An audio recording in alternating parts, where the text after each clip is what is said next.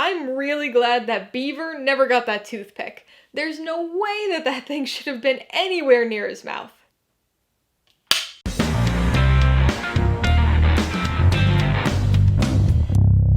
Hey everybody, welcome to Mainely Movies. As part of my 2020 13 Nights of Halloween series, today I'm going to be talking about the 2003 sci-fi horror film, Dreamcatcher. If you're new here, please consider subscribing for a variety of movie-related content like reviews, rank lists, and trailer reactions.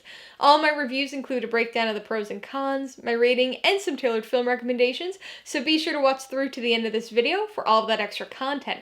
Dreamcatcher stars Thomas Jane, Damian Lewis, and Morgan Freeman, and was directed by Lawrence Kasdan. Based on Stephen King's 2001 novel of the same name, it tells the story of four friends who find themselves trapped during a winter hunting trip, facing an unexpected and deadly threat. Dreamcatcher has a tendency to get a lot of flack from people. Now, I don't really believe in the concept of a guilty pleasure movie, since it implies that you should feel guilty about liking a movie, which is dumb, but if I had to apply the term to one Stephen King movie, this would be the one. It's got a lot of problems, and honestly, it's not like I love this movie, but I find that anytime Dreamcatcher comes up, I'm always the only one who has any positive opinions of it.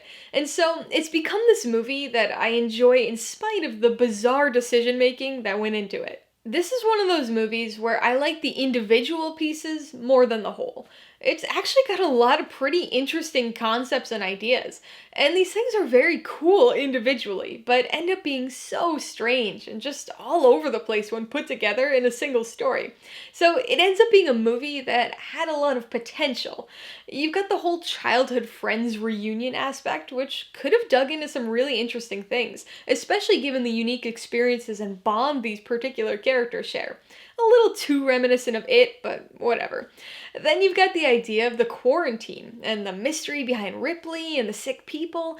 There's some really tense and gross moments of body horror with the tastefully named shit weasels, the visualization of the memory warehouse, even the whole Mr. Grey possession thing. So many cool pieces that don't feel like they belong in the same movie with each other. Now, I realize that all probably makes this movie sound pretty bad, but it's not entirely a disaster. Honestly, I genuinely really enjoy the first half or so of this film. It sets things up in a way that's really intriguing. There are actually a few different mysteries, the first being with our four main characters. Right off the bat, we know there's something up with them, because they each seem to know things that they should have no way of knowing. And so the flashbacks to when they were kids in Derry are really nice, because they start to hint at an explanation. And beyond the characters, there's the mystery of the quarantine. What is this red stuff? Where are all the animals going? Who are these two people that they find, and what's wrong with them? There's a lot of tension and mystery built up around all of this. Add that to the bleak, wintry setting and the isolated cabin, and you've got the makings of a good horror movie. And so I think the first half of this movie is pretty solid. Personally, I have very few issues with this movie up through the shitweasel scene. It's the reveal right after that scene that takes this movie in a very different direction. Again, most of the individual ideas here are fine, they just don't all go together well. And so after the shitweasel scene, this suddenly feels like a completely different movie. All of a sudden, much of the focus turns to the government plot thread and the strangely cast Morgan Freeman as Colonel Curtis. I don't think the second half is awful, I just think it becomes too messy and unfocused. There are way too many ideas all crammed into the story, and the movie doesn't do a very good job of balancing them, so it feels so all over the place and kinda random at times. Some of the blame for that can certainly be put on the source material. The book is equally strange and all over the place, but the story works better there because it has almost 900 pages to spread across instead of a hair over 2 hours. And so the book kind of earns its crazy moments, but they're just so out there for the movie. It goes completely off the wall at times, and I had honestly forgotten just how ridiculous it gets. Let's just say the phrase WTF appeared 7 times in my notes for this review. Unfortunately for this movie, its kitchen sink approach to the story isn't the only problem.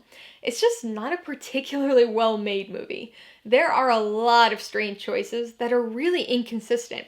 For instance, about 3/4 of the way through the movie, they start using wipe transitions. Think Star Wars. They do that for 10 or 15 minutes and then stop just as randomly as they had started. The visual effects are pretty rough too. This movie's from 2003, so I'm not gonna give it too much crap for the CGI, but I'd be lying if I said certain scenes weren't almost funny now because of it. Same thing goes for much of the acting here. There's just something off about it. It's really stilted and forced. These characters don't have even close to the reactions that they should to the situations they're facing. They can watch somebody get ripped in half and have that Willy Wonka, please, no, don't reaction. It makes it kind of funny to watch when it's not supposed to be, and definitely hampers the impact of the story.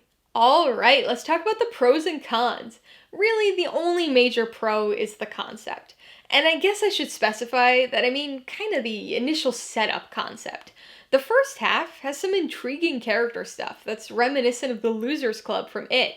The whole isolated in the middle of the woods in winter thing is really good for building the tension, and the mystery behind the quarantine and Ripley and the people they find in the woods is really interesting. It just goes off the rails after the halfway point. On the con side, the biggest issue is how unfocused this movie is. There are just way too many ideas and plot lines that are thrown together here. Individually, they'd all work as their own separate movies, but it becomes a random and frequently nonsensical mess when they're all put together in one story. This is especially apparent in the second half of the movie, because not only do we have the ideas that made the first half intriguing, but now we've got a very out-of-place sci-fi plotline tacked on that just keeps getting more and more ridiculous until the utterly absurd finale. The second con has got to be the performances. They're not awful, but they're not good either. The best character moments come fairly early on in the movie, when the four friends are together and catching up. Some of the dialogue doesn't translate from the book to screen very well, but the performances feel sorta natural in these moments.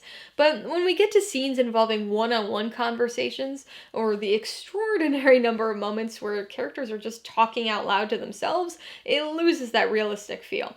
Everything comes across forced and awkward, and nobody reacts strongly enough to the things they're seeing or experiencing. Con number 3 is the visual effects.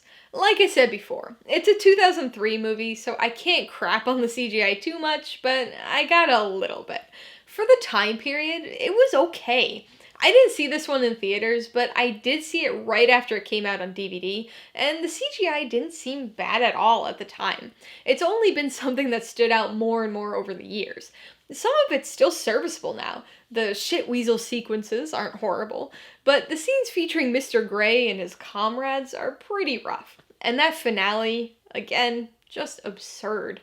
Before I give you my rating and recommendations, I want to remind you that if you're interested in buying Dreamcatcher or any of the other films I mentioned today, I do have affiliate links for all of them in the description below. I get a small commission from anything you buy using one of my links, so I'd really appreciate it if you'd use them if you're in the market for any of these movies. I'm gonna give Dreamcatcher 3 out of 5 paws.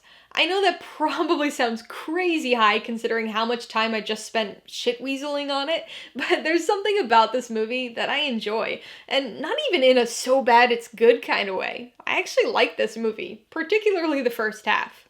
I would recommend Dreamcatcher to people who are looking for a strange sci-fi horror movie. I honestly don't imagine most people would consider this to be a good movie, but it offers a lot of entertainment. It gets pretty crazy and goes in some really unexpected directions, assuming you've never read the book. And if you have read the book, you'll probably at least find this to be an interesting attempt at an adaptation. If you like Dreamcatcher, I would recommend It Chapter 2. There are quite a few parallels that can be made between this story and It. Both feature a group of childhood friends from Derry coming together as adults and needing to contend with some pretty crazy things. Honestly, Beaver and Richie might as well be the same character. If you want another snowy movie about a group of isolated characters dealing with a mysterious sci-fi situation, you should watch John Carpenter's remake of The Thing. That one features a lot of very similar situations with scenes that are almost directly equivalent to the shitweasels, Mr. Grey, and even the dog. And if you want another Stephen King movie that features characters with special powers, you might want to check out Dr. Sleep. It's the sequel to The Shining and has its own variant of the memory warehouse concept that we see here in this movie. Alright, a couple questions for you guys. Number 1, have you seen Dreamcatcher? If so, what'd you think of it? And number 2, what's your favorite movie that drastically shifts its focus halfway through? Be sure to leave your answers in the comments below so we can get a discussion going. Alright, so if you got some enjoyment, insight, or information out of this review, I'd appreciate it if you'd hit that like button. And if you haven't done so already, please hit subscribe while you're at it to see more videos like this. Till next time, this has been Alyssa with Mainly Movies, the way life should be.